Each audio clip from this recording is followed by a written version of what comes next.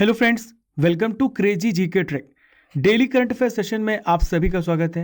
आज है 12 दिसंबर 2021 और आज से रिलेटेड जितनी भी इंपॉर्टेंट करंट अफेयर्स होने वाली है उससे हम डिस्कस करेंगे। देखिए फ्रेंड्स, ये जो करंट अफेयर है ये भारत के सभी कॉम्पिटिटिव एग्जामिनेशन के लिए इंपॉर्टेंट है। यदि आपको इसका पीडीएफ चाहिए तो आप हमारी टेलीग्राम लिंक को ज्वाइन करके पीडीएफ को डाउनलोड कर सकते हैं। देखिए फ्रेंड्स, आज का इंपॉर्टेंट करंट अफेयर ये रहा। हाल ही में भारतीय हॉकी टीम के किस सदस्य को यूपी सरकार ने पुलिस में विशेष कार्य अधिकारी के पद पर नियुक्त किया है? तो देखिए इनका क्या नाम है। इनका नाम है ललित कुमार उपाध्याय। देखिए हाल ही में यूपी सरकार ने इन्हें पुलिस विभाग में विशेष कार्य अधिकारी, इसे हम क्या कहते हैं, ओएसडी भी कहते हैं, इस पद पर इनकी नियुक्ति की है। देखिए फ्रेंड्स, मैं आपकी जानकारी के लिए बता दूं, हाल ही में ललित उपाध्याय को सर्वोच्च सम्मान अर्जुन पुरस्कार से भी सम्मानित किया गया था। दोस्तों, यहाँ पे अर्जुन पुरस्कार की बात आई है तो आइए सभी इंपॉर्टेंट डिटेल्स को जानते हैं। तो देखिए फ्रेंड्स, जो अर्जुन पुरस्कार है ये भारत सरकार द्वारा, इंडियन गवर्नमेंट द्वारा वर्ष के सर्वश्रेष्ठ खिलाड़ियों को, बेस्ट प्लेयर्स को सम्मानित करने के लिए प्रदान किया जाता है। देखिए फ्रेंड्स, इसकी शुरुआत कब हुई थी? 1961 में इसकी शुरुआत की गई थी। देखिए इसमें कितनी राशि मिलती है? तो 15 लाख रुपए नगद राशि मिलती है। देखिए इसके साथ अर्जुन की एक कांस्य प्रतिमा और एक सर्टिफिकेट, एक प्रशस्ति पत्र भी दिया जाता है। मैं आपकी जानकारी के लिए बता दूं, वर्ष 2021 में 12 खिलाड़ियों को खेल रत्न, 35 को अर्जुन और 10 को द्रोणाचार्य और 5 को ध्यानचंद अवार्ड दिया गया था। देखिए फ्रेंड्स, अब मैं बात करने वाला हूं मेजर ध्यानचंद खेल रत्न पुरस्कार से पुरस्कृत सभी स्पोर्ट्समैन की। तो देखिए सबसे पहले हम बात करेंगे नीरज चोपड़ा की। तो नीरज चोपड़ा किस खेल से रिलेटेड है ये पूछा जा सकता है। तो ये एथलेटिक्स से रिलेटेड है। इन्होंने इस वर्ष भाला फेंक में स्वर्ण पदक हासिल किया था। नेक्स्ट बात करेंगे रवि दाहिया। तो ये कुश्ती प्लेयर है। PR Sreejesh, very very important, ये हॉकी प्लेयर है। लवलीना बोरगेहेन, वेरी वेरी इंपॉर्टेंट, ये मुक्केबाजी, ये बॉक्सर है।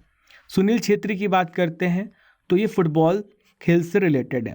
मिताली राज, ये क्रिकेट से रिलेटेड है। हाल ही में इन्हें मेजर ध्यानचंद खेल रत्न पुरस्कार दिया गया। सुमित आंतिल, तो किस खेल से रिलेटेड है? एथलेटिक्स से रिलेटेड है। अवनी लेखरा, निशानेबाज, पैरालंपिक्स में गोल्ड मेडल हासिल किया शूटिंग में। देखिए फ्रेंड्स, अगले हैं कृष्णा नागर। तो कृष्णा नागर किस खेल से रिलेटेड है? बैडमिंटन से है। मनीष नरवाल, तो ये है निशानेबाज। देखिए इन सभी पॉइंट्स को ध्यान से सुनते जाइए और नोट करते जाइएगा। मनप्रीत सिंह, ये हॉकी से रिलेटेड है। लास्ट में हम बात करेंगे प्रमोद भगत की। तो प्रमोद भगत बैडमिंटन से रिलेटेड है। चलिए फ्रेंड्स, अगले इंपॉर्टेंट करंट अफेयर्स की ओर बढ़ते हैं। हाल ही में किस राज्य के हैदरपुर आर्द्रभूमि को रामसर साइट के रूप में मान्यता दी गई है? तो देखिए कहाँ पर है ये उत्तर प्रदेश राज्य में है। तो देखिए फ्रेंड्स, उत्तर प्रदेश के हैदरपुर वेटलैंड को रामसर कन्वेंशन की मान्यता मिल गई है। देखिए अब यूपी में कितने रामसर आर्द्रभूमि हो गए हैं? तो अब 10 रामसर आर्द्रभूमि हो गए हैं। देखिए फ्रेंड्स, ये जो साइट है ये 25,000 से अधिक जल पक्षियों का समर्थन करती है। देखिए क्या फायदा होगा? तो जो ये भारतीय घास है ये पक्षियों के लिए एक प्रजनन स्थल के रूप में कार्य करती है। ठीक है।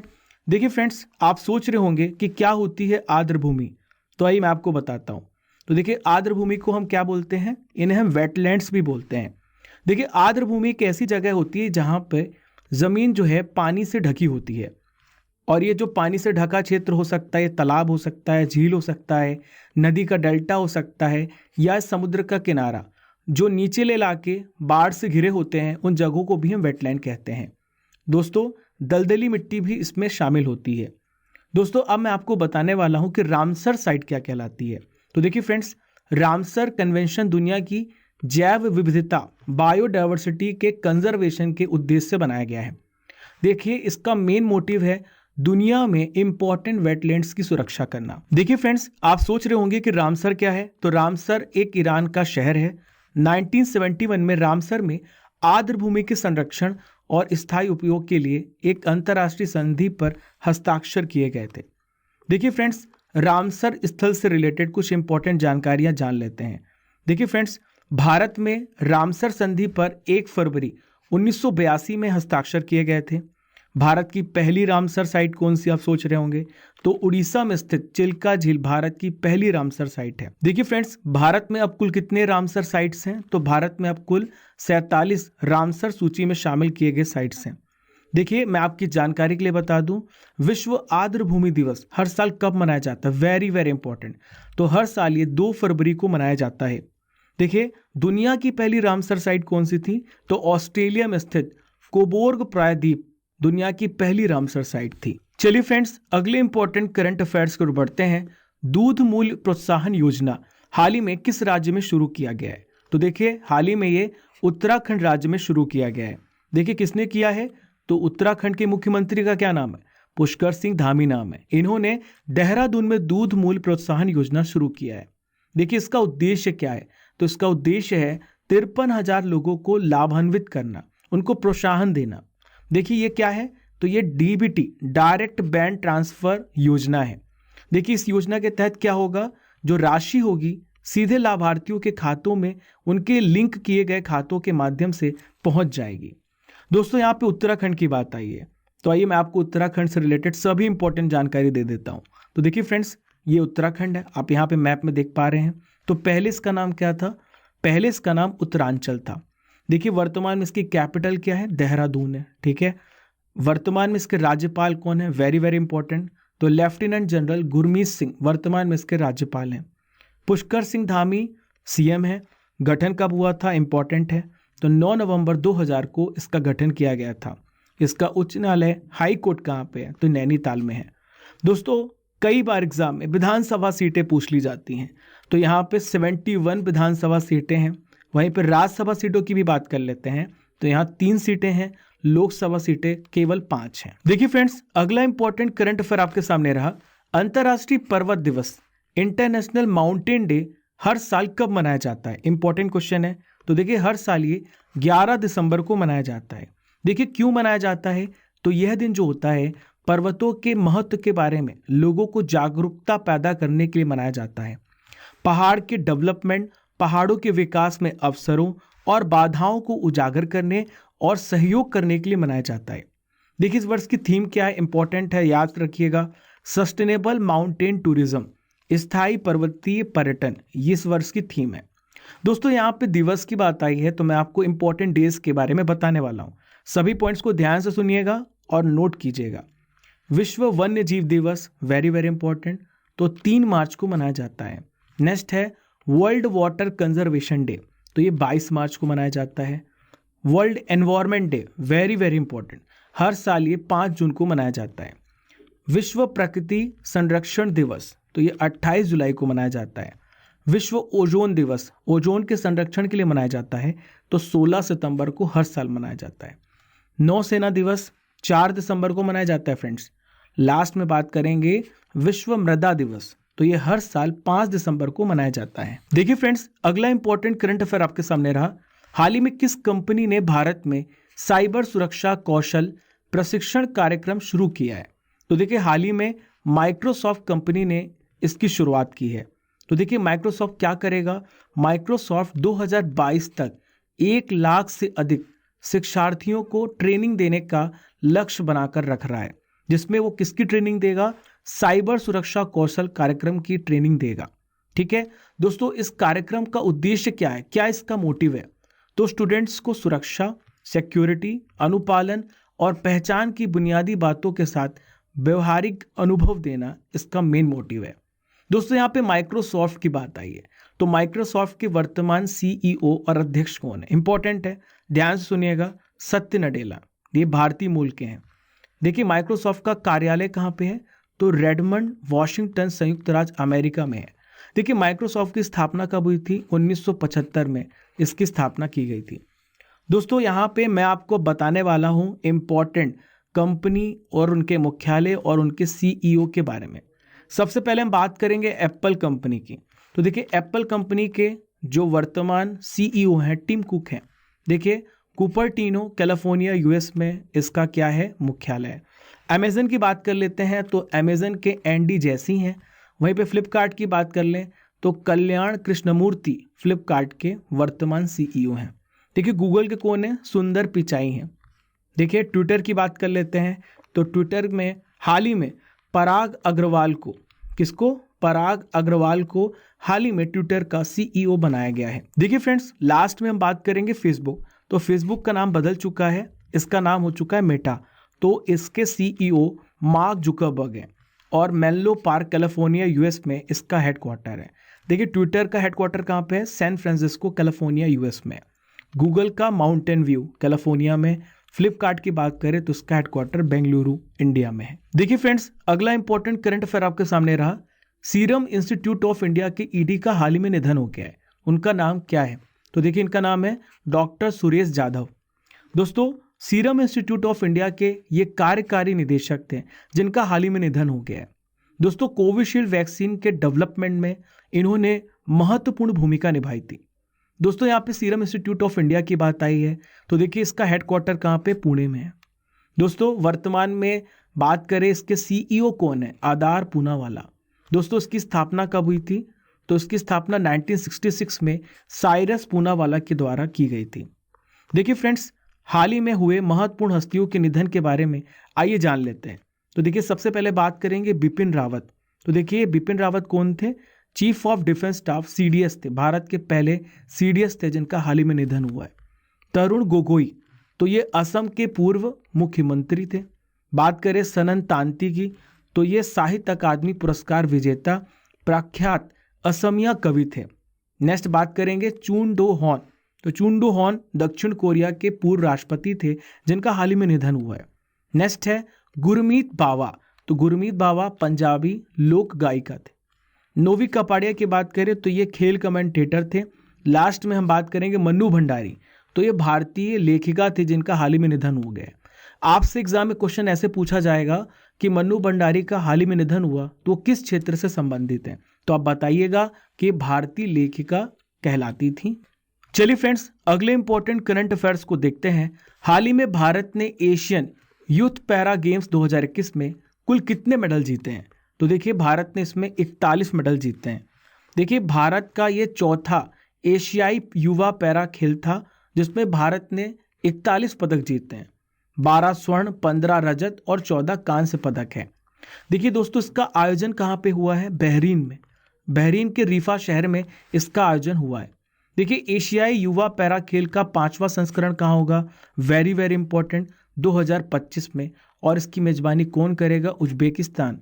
उज्बेकिस्तान की राजधानी ताशकंद में इसका आयोजन होगा।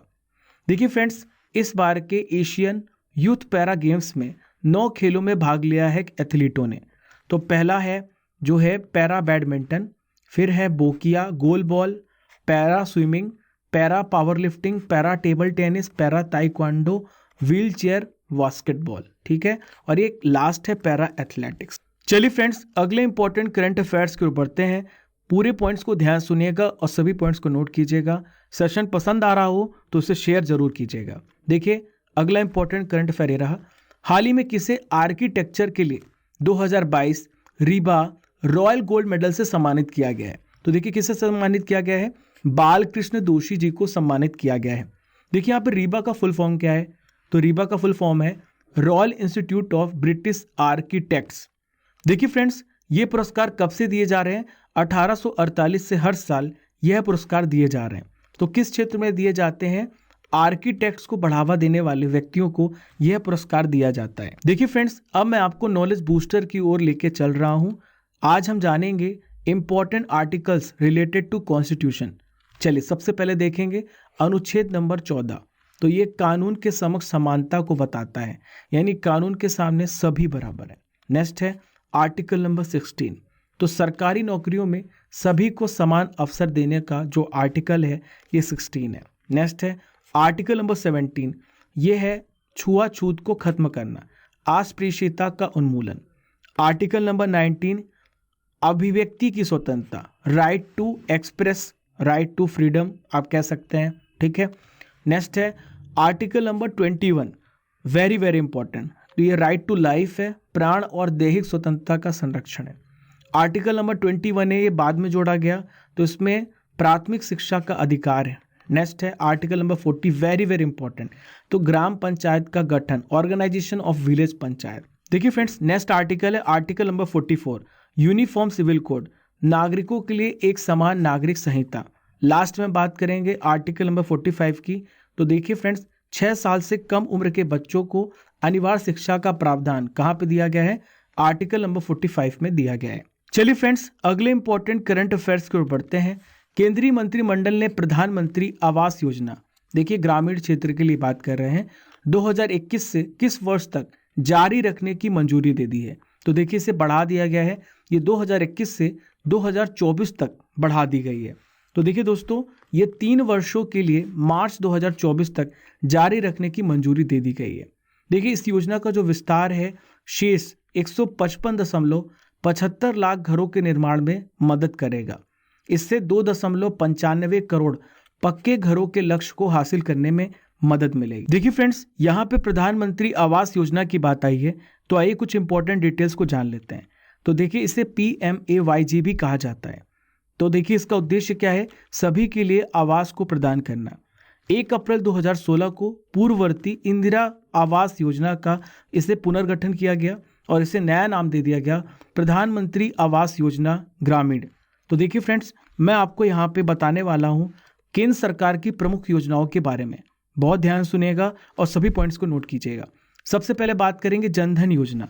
तो देखिए इसकी लॉन्चिंग कब हुई थी? 28 अगस्त 2014 को। इसका मेन मकसद क्या है, मेन मोटिव क्या है? ज़्यादा से ज़्यादा लोगों को बैंकों से जोड़ना। नेक्स्ट है स्किल इंडिया मिशन। तो देखिए 28 अगस्त 2014 को इसकी लॉन्चिंग हुई थी। युवाओं में कौशल विकास बढ़ाने के लिए इसकी लॉन्चिंग की गई थी। देखिए अगला है सांसद आदर्श गांव योजना। तो देखिए ये कब लॉन्च किया गया था? 11 अक्टूबर 2014 को। इसमें क्या था? प्रत्येक सांसद द्वारा एक गांव को गोद लेकर उसे विकसित करने का लक्ष्य रखा गया। देखिए नेक्स्ट है मेक इन इंडिया। तो ये 28 सितंबर 2014 को लॉन्च किया गया था। देश में मैन्युफैक्चरिंग क्षेत्र को बढ़ावा देने के लिए इसकी लॉन्चिंग की गई थी। देखिए फ्रेंड्स, आज का आखिरी इंपॉर्टेंट करंट अफेयर आपके सामने रहा। भारत की पहली एयरलाइन जो ESG रिपोर्ट लॉन्च करने वाली पहली एयरलाइन बन गई है, इसका क्या नाम है? तो देखिए इसका नाम है इंडिगो। देखिए यहाँ पे ESG रिपोर्ट क्या है? ESG का मतलब क्या है? तो ESG का मतलब है पर्यावरण, सामाजिक और शासन, एनवायरमेंट, सोशल एंड गवर्नेंस। तो इसके मूल्य निर्माण पर ध्यान केंद्रित करने के लिए इन्होंने अपनी रिपोर्ट को जारी किया है। तो देखिए ये स्थायी विमानन ईंधन, सस्टेनेबल एविएशन फ्यूल को डेवलप करने का कोशिश कर रहे हैं, कोई भी बिना प्रदूषण के अपनी हवाई सेवा प्रदान किया जा सके। देखिए अब मैं आपसे इंपॉर्टेंट क्वेश्चंस करने वाला हूं, जिसका आंसर आपको कमेंट बॉक्स पे देना है। तो देखिए पहला प्रश्न है आपके सामने, भारत में कितने रामसर स्थल हैं? क्वेश्चन नंबर 2, अर्जुन पुरस्कार की शुरुआत कब हुई थी? क्वेश्चन नंबर 3, विश्व पर्यावरण दिवस कब मनाया जाता है? देखिए फ्रेंड्स, अगला प्रश्न है सीरम इंस्टीट्यूट ऑफ इंडिया के वर्तमान में CEO कौन है? इनका क्या नाम है? लास्ट क्वेश्चन है माइक्रोसॉफ्ट के CEO कौन है? इनका नाम आपको बताना है। दोस्तों ये पांचों क्वेश्चन इसी करंट अफेयर से रिलेटेड है। जो भी मैंने आपको पढ़ाया है ये आपके मेमोरी पावर और कंसंट्रेशन पावर बढ़ाने के लिए किया जाता है, ताकि आपको लंबे समय तक सारी चीज़ें याद रहें। दोस्तों अब मैं आपको 11 दिसंबर के करंट अफेयर्स का रिवीजन कराने वाला हूँ। तो देखिए पहला क्वेश्चन है, किस वर्ष तक भारत की अंतरिक्ष स्टेशन स्थापित करने की योजना है? तो देखिए 2030 तक यह योजना है। विश्व मानव अधिकार दिवस कब मनाया जाता है? तो हर साल 10 दिसंबर को मनाया जाता है। संविधान सभा की पहली बैठक के कितने वर्ष पूरे हो चुके हैं? मैंने आपको कल बताया था, इसके 75 साल हो चुके हैं। पेनेक्स 21 एक अभ्यास बिम्स्टेक देशों के लिए भारत के किस शहर में आयोजित किया जाना है? तो देखिए कहाँ पे होगा ये? भारत के पुणे शहर में होगा। नेक्स्ट है संकेत महादेव ने 2021 Commonwealth senior weight lifting championship में कौन सा पदक जीता है? तो इन्होंने स्वर्ण पदक, गोल्ड मेडल हासिल किया है। किस संस्था ने हाल ही में अंतर्राष्ट्रीय सौर गठबंधन को पर्यवेक्षक का दर्जा दिया है? तो देखिए हाल ही में संयुक्त राष्ट्र महासभा ने दिया है। एशिया पावर इंडेक्स 2021 में भारत को कौन सा स्थान प्राप्त हुआ है? तो भारत को चौथा स्थान प्राप्त हुआ है, पहला स्थान अमेरिका का है। किस राज्य ने सीनियर महिला राष्ट्रीय फुटबॉल चैंपियनशिप को जीत लिया है? तो हाल ही में मणिपुर राज्य ने जीता है। लास्ट है किस सप्ताह से ऊर्जा मंत्रालय ने ऊर्जा संरक्षण सप्ताह मनाने की घोषणा की है? तो देखिए 8 से 14 दिसंबर तक मनाया जाएगा। देखिए फ्रेंड्स, ये थे 11 दिसंबर के इंपॉर्टेंट करंट अफेयर्स का रिवीजन। हमने 12 दिसंबर के इंपॉर्टेंट करंट अफेयर्स का रिवीजन भी कर लिया है। आशा करता हूं कि आपको ये सेशन पसंद आया होगा। यदि आप पहली बार हमारे चैनल पर आ रहे हैं तो आप हमें सब्सक्राइब कर लीजिए और बेल आइकन बटन दबाना बिल्कुल भी मत भूलिएगा। लाइक कीजिए और शेयर कीजिए। दोस्तों फॉलो कीजिए हमें डिफरेंट सोशल मीडिया प्लेटफॉर्म पर, Telegram, Facebook, YouTube and Instagram. आशा करता हूं कि आप अगले दिन भी इसी ऊर्जा के साथ पढ़ते रहेंगे और निरंतर मेहनत करते रहेंगे। Thank you friends. जय हिंद, जय भारत।